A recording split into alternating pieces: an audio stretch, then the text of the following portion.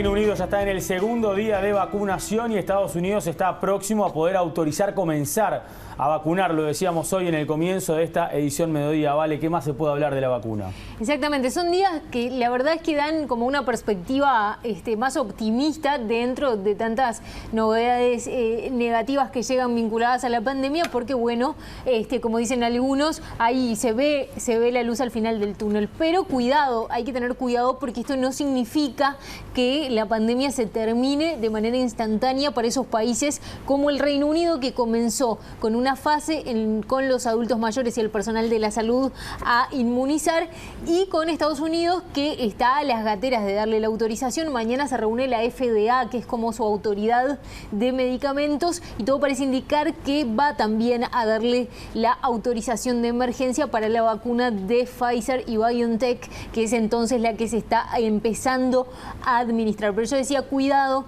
esto no significa un final para esos países y la pandemia. Esto lo advertían desde la Organización Mundial de la Salud hace algunos días. Vamos a repasar lo que decían. Las vacunas no significan cero COVID. Las vacunas y la vacunación sumarán una herramienta importante y poderosa a las herramientas que tenemos, pero no harán el trabajo por sí mismas.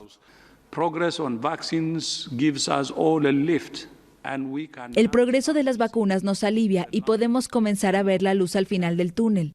Sin embargo, a la OMS le preocupa que hay una percepción creciente de que la pandemia se acabó. La verdad es que actualmente en muchos lugares están viviendo una alta transmisión del virus.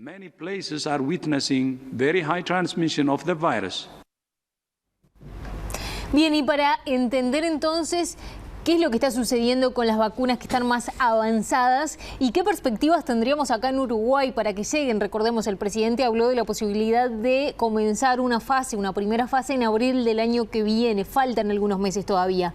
Pero lo que les propongo a continuación entonces repasar es las características de las principales 5 que van a la cabeza en esta carrera por las vacunas, y vamos a comenzar justamente por esta que tengo aquí atrás en pantalla y que es la de Pfizer y BioNTech. Es la que se empezó a administrar en el Reino Unido y que podría comenzar también en Estados Unidos. Ha dado un 95% de efectividad según los estudios y lo que han informado esas compañías, y ningún efecto secundario preocupante, así se ha transmitido. Esta tiene una característica que es determinante y es muy importante tener en cuenta, que es esto que decimos al final, que debe ser refrigerada a una temperatura muy particular de menos 70 grados, y eso habla mucho de la logística y de las perspectivas que pueda tener Uruguay. La siguiente es la de AstraZeneca y la Universidad de Oxford. Se ha reportado una efectividad del 70,4%. Es segura, según se ha establecido por parte de los reportes que han hecho investigadores, sin efectos secundarios graves. Y esta, a diferencia de la anterior, se refrigera a una temperatura de entre 2 y 8 grados. O sea, es una temperatura que en realidad puede ser más maniobrable a nivel de refrigeración. La tercera, que está en carrera y en fase bastante avanzada, es la de Moderna. Tiene una tasa de efectividad, según se ha informado, de un 94%. Tampoco se han detectado casos adversos graves en los análisis científicos, y se refrigera a menos de 20 grados. En cuarto lugar, les traigo la de Sputnik 5, la vacuna rusa, que ha estado muy marcada por el misterio desde el comienzo. Tiene una tasa de efectividad, según han informado los responsables, de un 92%, aunque falta más información sobre los eventos adversos que se puedan dar vinculados a esta vacuna, y se especula, aunque no hay confirmación, que no requiere congelación. Y por último traigo una china, Sinovac. Según The Lancet, como estamos viendo ahí, parece segura e induce respuestas inmunológicas, pero está más atrasada en cuanto a las fases de investigación como para calcular una tasa de efectividad. Al menos esto refiere a los últimos reportes públicos que ha habido sobre esta vacuna. Puede almacenarse también entre los 2 y los 8 grados. Hay que tener en cuenta un dato importante, y es que el mínimo que pide la Organización Mundial de la Salud de efectividad para eventualmente poder avanzar con una vacuna es 70%. Estas que estamos viendo están todas por encima del 70% de efectividad de acuerdo a los reportes, por eso es que hay una buena perspectiva. Pero lo cierto es que hay varios desafíos por delante y más aún para países en desarrollo como el nuestro, para países de América Latina o de otras regiones que no son del primer mundo, porque hay un tema de una altísima demanda, es decir, en todo el mundo se van a demandar vacunas en los próximos meses, y desafíos de producción. La producción va a ser finita y entonces ahí se presenta un primer desafío. Y el otro desafío grande tiene que ver con la logística, porque depende qué tipo de vacuna se elija, la refrigeración, la conservación, y bueno, hay que ver si Uruguay, por ejemplo, podría tener la vacuna de Pfizer cuando se le pide una refrigeración de menos 70 grados y con todas esas características. Vale la pena profundizar entonces qué podemos esperar de acá al año que viene, y para eso estamos en contacto. Hemos convocado a la infectóloga Graciela Pérez, que además es experta y ha trabajado muchísimo en temas de inmunizaciones, y a quien ya le agradezco por estos minutos con BTV Noticias. ¿Cómo le va, Graciela? Buen mediodía. Bueno, buenos días. Muchas gracias por invitarme a participar. Y sí, verdaderamente es un tema apasionante y bueno, nos está haciendo ver, como decías tú, la luz al final del camino, pero falta mucho todavía, faltan muchos pasos. En ese sentido, lo que comenzó ayer, la noticia que recorrió el mundo ayer del comienzo de las inmunizaciones en el Reino Unido, ¿es un hito para esta pandemia?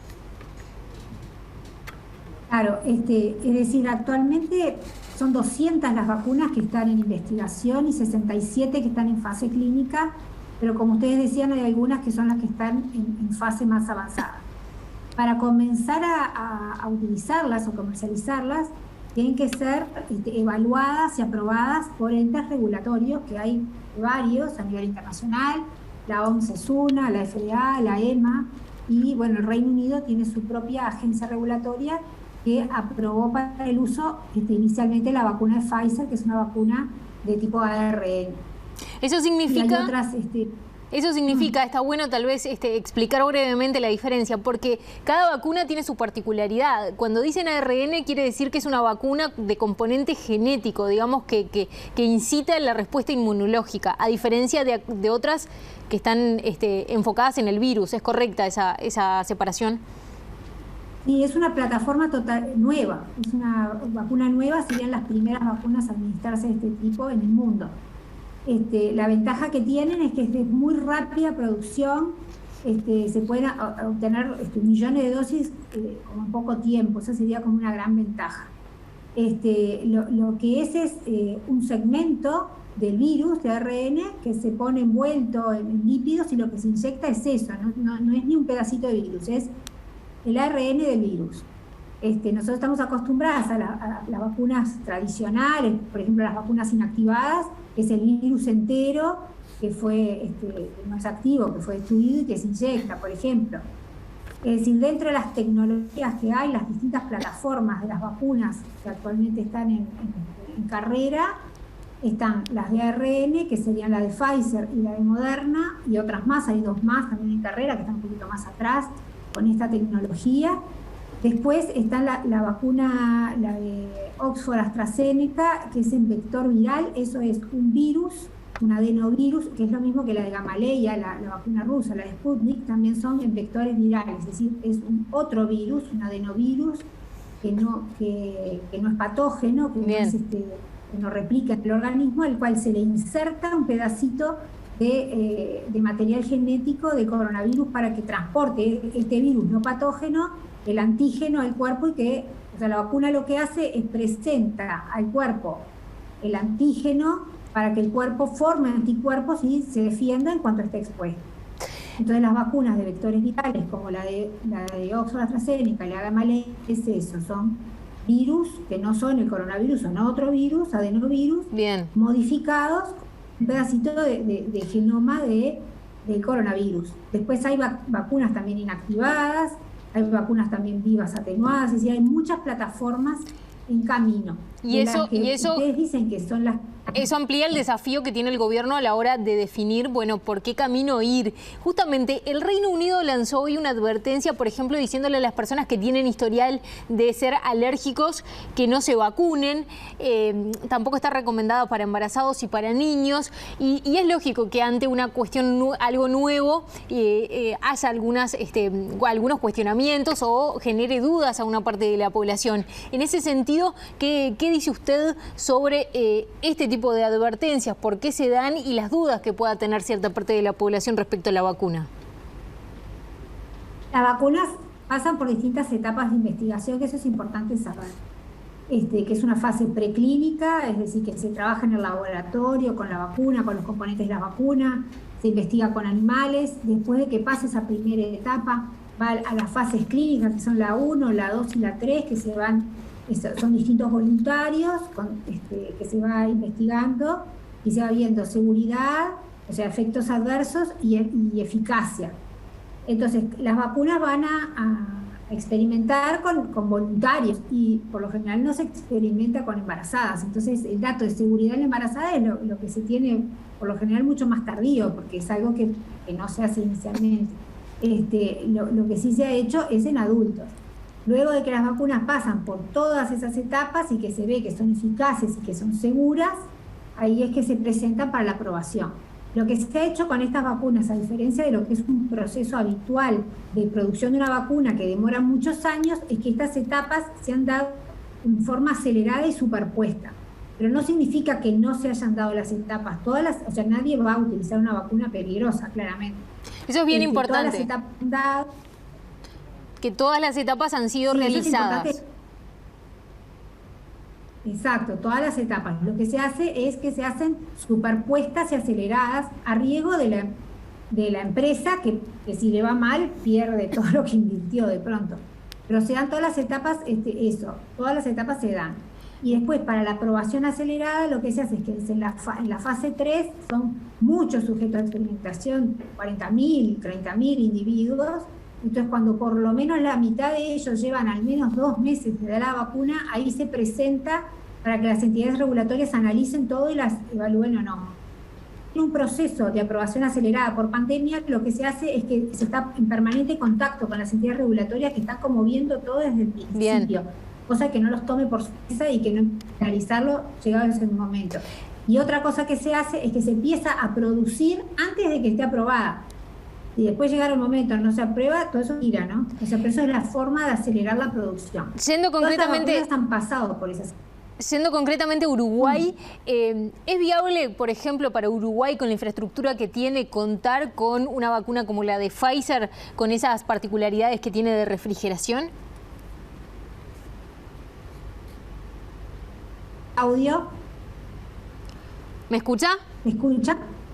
Sí, te escuchamos. Se cortó. Sí, que no, le decía... Creo que me estabas preguntando... Le decía por la vacuna de Pfizer, si es viable que Uruguay la introduzca teniendo en cuenta las particularidades que tiene de refrigeración y la infraestructura que tiene Uruguay. Ahí está. De las vacunas de ARN es la de Pfizer y la de Moderna. La que está dentro del mecanismo COVAX es la de Moderna, que es la de ARN, que también igual requiere esa no temperatura tan baja, pero requiere menos 20. Las vacunas habitualmente no llevan esa cadena de frío. La cadena de frío es de 2 a 8 grados, o sea, no llevan esa cadena de frío. Si se fuera a implementar estas vacunas, hay que hacerlos, hay que implementar, o sea, se tienen que almacenar esas temperaturas tan bajas y luego al momento de administrarlas sí duran un tiempito corto a temperatura de cadena de frío habitual. O sea que es todo un desafío hacer eso. Si Uruguay decidiera por alguna de estas vacunas, tendría que implementar poder almacenarlas a esa temperatura que actualmente no está disponible, o sea, tendría que invertirse en eso y hacer una logística muy, muy arriba, ¿no? Estar muy arriba de cumplir realmente con esa cadena de frío. Es decir, implica dificultades, claro está. Bien, y para finalizar, doctora, también cómo se imagina que van a ser estas etapas que tiene por delante el Uruguay, o dicho de otra manera, en cuánto tiempo podría llegar a estar toda la población inmunizada, porque bueno, se va a empezar por los adultos mayores y el personal de la salud. Es un tipo de etapas que ya se ha utilizado, por ejemplo, para otras campañas de vacunación, como la de la gripe. En ese sentido, ¿cuánto tiempo cree que va a llevar a inmunizar a la población? Por eso seguramente, o sea, se vaya a empezar con las personas más riesgo, el personal de salud, que es el que tiene que mantener activa la continuidad de la asistencia, y después las personas de mayor riesgo, que son los adultos mayores. Eso se parece bastante a lo que es una campaña de vacunación antigripal habitual que tiene otros grupos, ¿no?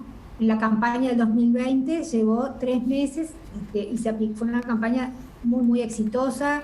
Se administraron cerca de 900.000 dosis, 867.000 dosis de vacuna antigripal, y eso llevó 3 meses. Y el estimado de adultos mayores de 65, lo tengo por acá, era 515.000 adultos mayores, pero sin embargo, aún con esta campaña tan exitosa, no se vacunó el 100% de los adultos mayores, se vacunó solo el 50%, o sea que parte del desafío también es explicar, dar muy bien la información y lograr una buena adherencia a la vacunación. Ese es parte del desafío, no solamente la vacunación. Bien, doctora Graciela Pérez, le agradecemos mucho por estos minutos y estas explicaciones aquí en BTV Noticias.